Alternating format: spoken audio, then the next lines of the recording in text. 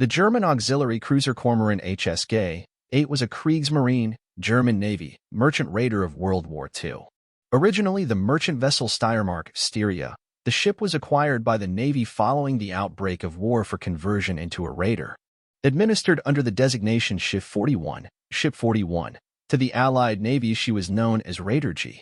The largest merchant raider operated by Germany during World War II, Kormoran, was responsible for the destruction of 10 merchant vessels and the capture of an 11th during her year-long career in the Atlantic and Indian Oceans.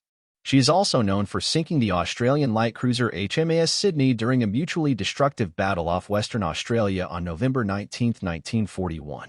Damage sustained during the battle prompted the scuttling of Kormoran. While 318 of the 399 aboard the German ship were rescued and placed in prisoner of war camps for the remainder of World War II, there were no survivors from the 645 aboard the Australian cruiser. The wreck of Kormoran was rediscovered on March 12, 2008, 4 days before that of her adversary. Kormoran's success against HMAS Sydney is commonly attributed to the proximity of the two ships during the engagement and the raider's advantages of surprise and rapid, accurate fire. Prior to the discovery of the wrecks in 2008, the cruiser's loss with all hands compared to the survival of most of the German crew created controversy and spawned numerous conspiracy theories. Some alleged that the German commander, Theodor Detmers, used illegal ruses to lure Sydney into range, others that a Japanese submarine was involved, or that details of the battle were concealed through a wide-ranging cover-up. None of these claims were substantiated by any evidence. Construction and conversion. The merchant vessel Steiermark was constructed by Friedrich Krupp Germaniawerft in Kiel for the Hamburg America Line. Launched in 1938, the ship was to operate on the East Asia run, but had completed only sea trials when war was declared. Following World War I, German naval power had limits placed upon it by the Treaty of Versailles, which were later eased by the 1935 Anglo-German Naval Agreement. By the 1930s, the discrepancy between the conventional warship strength of Germany and that of other nations led the German military to recognize that auxiliary cruisers engaged in commerce raiding could play a significant role in future wars, as they had during World War I. Merchant ships that could be converted into raiders were identified and were to be taken up by the Kriegsmarine for conversion following a declaration of war. Steiermark was one of these ships, receiving the designation Ship 41. For administrative purposes, she was taken into dockyard hands following the outbreak of World War II. Conversion of the merchant ship commenced in early 1940 and was prioritized as second only to work on the U-boat fleet. The conversion work included installation of camouflaged weapons, fitting of bunks for the sailors, creation of internal passageways leading to their stations, prisoner accommodation consisting of an open area for hammocks and facilities to keep ship's masters and women separate from the general population, were constructed. The raider was also provided with equipment with which to modify her appearance and allow her to masquerade as other merchant vessels. While the ship was being refitted, her future crew underwent training aboard the blockade runner Monte Pascal. Corvette and Captain, Lieutenant Commander, Theodor Detmers was selected to command Ship 41 in July 1940. The 37-year-old was the youngest man to command a German merchant raider.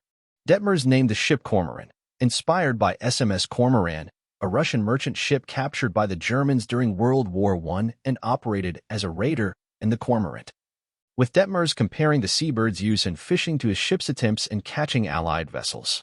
After a successful trials cruise in September 1940, Kormoran was commissioned on October 9. Kormoran was one of 9 civilian ships taken up by the German Navy for conversion into merchant raiders. They were referred to alternately as Hilfskreuzer, auxiliary cruisers, or Handelstorkreuzer, trade disruption cruisers. She was the largest of the raiders, and the most recently constructed when she was taken up for modification. After modification, Kormoran was 164 meters, 538 feet 1 inch, long and 20.20 meters, 66 feet 3 inches, wide, with a gross register tonnage of 8,736. She was propelled by 4 9-cylinder diesel engines driving electric motors, which could propel the ship at 18 knots, 33 kilometers per hour, 21 miles per hour. The raider was fitted with 6 15-centimeter, 5.9 in SKL/45 guns as primary armament, 2 each within the forecastle, 1 and 2 and quarterdeck, 5 and 6, and 1 each fore and aft, 3 and 4, respectively, on the center line. These guns were World War I vintage. Gun 3 had been removed from the battlecruiser HMAS Sydney in 1916. The forecastle and quarterdeck guns were hidden behind counterweighted false hull plates, while each centerline gun was concealed by fake cargo hatch walls. The secondary armament consisted of 5.2 cm, 0.79 in, anti-aircraft guns, 2 on the forecastle, 2 on the after funnel deck, and the 5th in the quarterdeck. All 5 were hidden by the structure of the ship until they were raised clear on hydraulic platforms. There were plans to fit 4 3.7 cm, 1.5 in, anti-aircraft guns, but only 2 ex-Army anti-tank guns could be scrounged. These were installed on Kormoran's superstructure, hidden by sheet metal panels. Kormoran was also equipped with 6 torpedo tubes, 2 dual launchers on the upper deck, and a single underwater tube on each side. The underwater tubes were amidships, angled at 135 degrees from the bow, and could only be fired if the raider was traveling at less than 3 knots, 5.6 kilometers per hour, 3.5 miles per hour. Kormoran carried a payload of mines, with an LS-3 fast boat carried inside number 6 cargo hatch for mine laying. The raider carried 2 Arado AR-196 float planes for reconnaissance. Although Detmers wanted a catapult, such equipment would have spoiled any merchant ship disguise used by Kormoran. Instead, the planes were stored inside number 5 cargo hatch and were launched and recovered from the water with hoists. Mechanical problems, difficulties in moving the aircraft between the hatch and the water, plus a lack of opportunities meant that only 7 flights were made during the ship's operational deployment. Final battle and loss. On November 19, 1941, shortly before 1600 hours, Kormoran was 150 nautical miles, 280 kilometers, 170 miles, southwest of Carnarvon, Western Australia. The raider was sailing northwards, heading 025 degree, at 11 knots, 20 kilometers per hour, 13 miles per hour. At 15:55, what was initially thought to be a tall ship sail was sighted off the port bow, although the sighting was quickly determined to be the masts of a cruiser, HMAS Sydney. Detmers ordered Kormoran to alter course into the sun, heading 260 degrees at maximum achievable speed, which quickly dropped from 15 to 14 knots, 28 to 26 kilometers per hour, 17 to 16 miles per hour, because of problems in one of her diesels, while setting the ship to action stations. Sydney spotted the German ship around the same time, and altered from her southward, heading to intercept at 25 knots, 46 kilometers per hour, 29 miles per hour. As the cruiser closed from astern, she began to send searchlight signals. The first was not answered because the Germans did not understand the coded Morse. Sydney repeated for half an hour, but then began to send, "You should hoist your signal letters," both by plain language Morse and signal flag. After another delay, Kormoran raised flags reading PKQI, the call sign for her disguise. The Dutch merchant ships dropped Malacca on the Triatic stay and hoisted a Dutch civil ensign. As the cruiser was on Kormoran's starboard quarter at 15,000 meters, 16,000 yards, the flags were obscured by the raider's funnel. German accounts vary as to if this was done deliberately to make the ship seem civilian, a ruse to lure Sydney closer, or the signaler's honest mistake. After receiving an instruction from the cruiser to make the flags visible, the signals officer aboard Kormoran did so by lengthening the halyard and swinging it around to the starboard side. 112, 117. By 1635, with Sydney 8,000 meters, 8,700 yards, away, the malfunctioning engine aboard Kormoran was repaired, but Detmers chose to keep it in reserve and maintain speed. Further flag signals were exchanged, with Sydney asking the raider's destination and cargo. At around 1700 hours, Detmers instructed his wireless operators to send a distress signal indicating Strat Malacca was being approached by a suspicious ship. Transmitted at 1703 and repeated at 1705, it contained the distress call for a merchantman under attack from a raider, rather than a warship QQQU as opposed to RRR. The latitude and longitude of the transmitting ship, the time per Greenwich Mean Time instead of local time, a deliberate error to let the Kriegsmarine know a raider was likely about to be lost, and her name.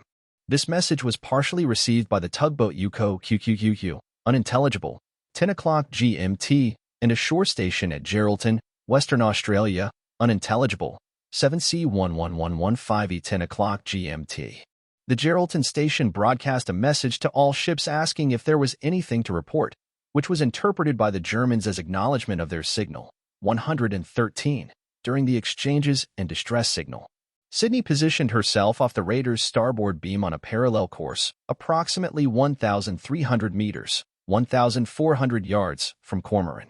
Her main guns and torpedoes trained on the raider, but secondary weapons did not appear to be manned.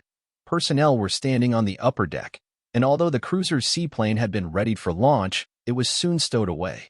During her maneuver, Sydney signaled IK, which made no sense from the Germans' perspective, as that combination was shorthand for, you should prepare for a cyclone, hurricane, or typhoon.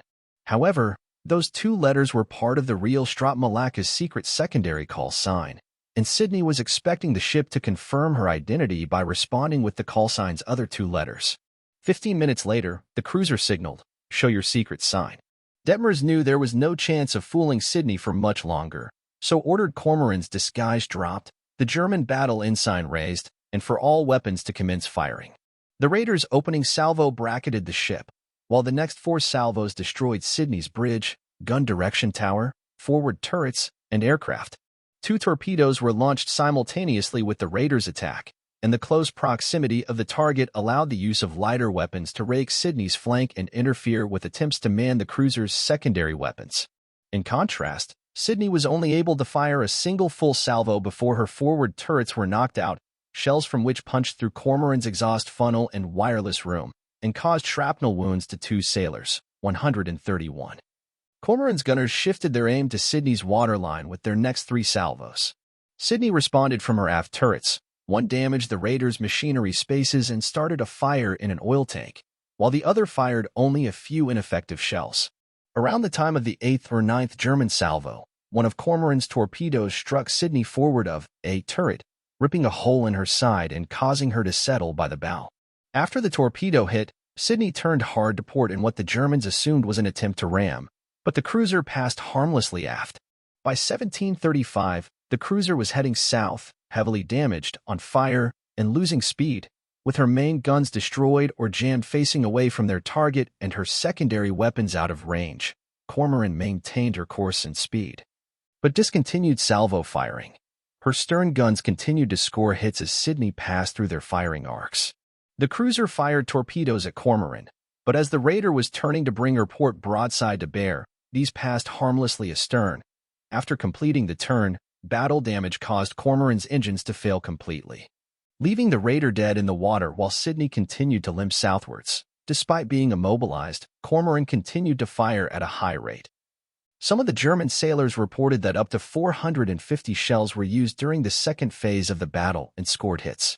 On the cruiser, although misses would have increased as the range grew, the raider fired her guns for the last time around 1750, with the range at 6,600 yards, 6,000 meters, and a torpedo was fired at 1,800 hours, but missed. By the end of the half-hour engagement, the ships were about 10,000 meters, 11,000 yards, apart, with both heavily damaged and on fire. Damage to Kormoran's engine room had knocked out the firefighting systems, and as it was only a matter of time until the oil fire reached the magazines or mine hold, Detmers ordered abandoned ship. At 18 to 25. All boats and rafts were launched by 2100 hours, during which a skeleton crew kept the weapons manned while their colleagues evacuated and the officers made preparations for scuttling. During all this, Sydney was seen to proceed south-southeast at low speed. She disappeared over the horizon shortly after the engagement, but the glow of the burning ship was seen on the horizon consistently until 2200 hours, and sporadically until midnight. Kormoran was abandoned and scuttled at midnight. She sank slowly until the mine hold exploded half an hour later. The German survivors were in 5 boats and 2 rafts, 1 cutter carrying 46 men, 2 battle-damaged steel life rafts with 57 and 62 aboard, the latter carrying Detmers and towing several small floats. 1 workboat carrying 72, 1 boat with 31 aboard, and 2 rafts, each bearing 26. During the evacuation, a rubber life raft carrying 60, mostly wounded, sank without warning. The 3 survivors were placed in other boats. Total German casualties were 6 officers, 75 German sailors, and 1 Chinese sailor.